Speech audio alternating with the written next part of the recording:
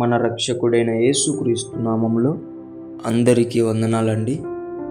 ఈరోజు దేవుని మాటలు ప్రసంగి గ్రంథము 5వ అధ్యాయము 1వ వచనము. నీవు దేవుని మందిరమునకు పోవునప్పుడు నీ ప్రవర్తన జాగ్రత్తగా చూచుకొనుము. ప్రియ దేవుని బిడ్డలారా, మనతో దేవుడు చక్కగా మాట్లాడుతున్నాడు.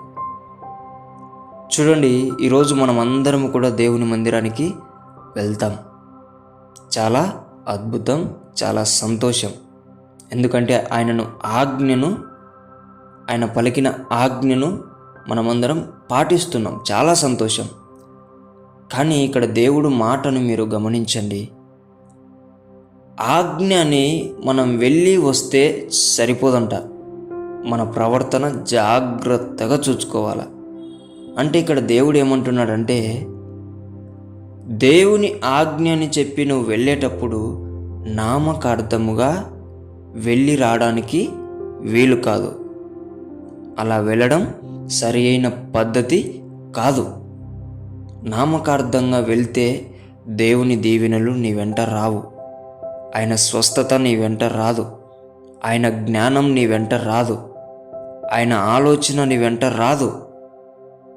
ఎప్పుడు ఇవన్నీ నీ వెంట వస్తాయి అంటే, నీవు ఆయన ఆజ్ఞను నామకార్థముగా పాటించడం మానేసి ఆయన ఆజ్ఞను ఎంతో భయముతో, ఎంతో భక్తితో ముందుగానే జాగ్రత్తగా నీ ఈ వారంలో జరిగిన ప్రవర్తనను చూచుకొని విడిచిపెట్టేసి నువ్వు గనక దేవుని మందిరమునకు వెళ్తే, అప్పుడు దేవుడు నీకు ఇవ్వాల్సిన ప్రతిదీ కూడా ఇవ్వకుండా ఉండలేడు ఆయన. ఎందుకంటే నీవు నామకార్థంగా ఆయన ఆజ్ఞను పాటించలేదు. భయముతో, భక్తితో ఆయన ఆజ్ఞకు లోబడ్డావు నీవు. అది దేవుడు చూస్తాడు. నీకు ఏం కావాలో ఆయనకు బాగా ఎరిగినవాడు కాబట్టి నీకు ఖచ్చితంగా ఇచ్చే పంపిస్తాడు.